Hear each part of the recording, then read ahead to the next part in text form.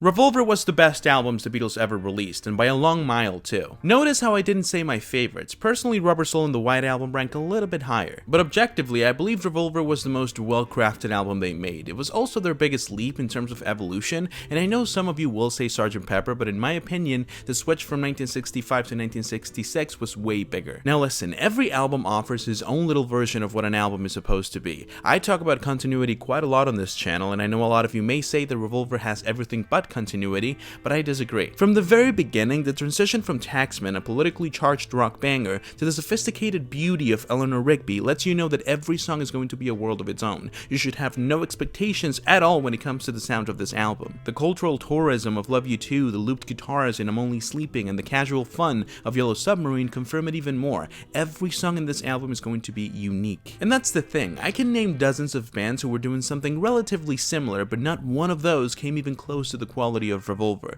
The Beatles were not only changing the world of music, they were doing so while releasing some of the best albums of all time. This was also, in my opinion, the last time all four Beatles enjoyed making an album together. Probably a controversial thing to say, but think about it. George had more participation in this album as a songwriter and as a guitarist. Paul was obsessed with the new studio equipment, and John was really invested in this new psychedelic sound. There weren't any major fights around this time either, so it feels like this was the perfect balance between their experimental tendencies and their chemistry as a band. And for that reason, I believe Revolver is their best album.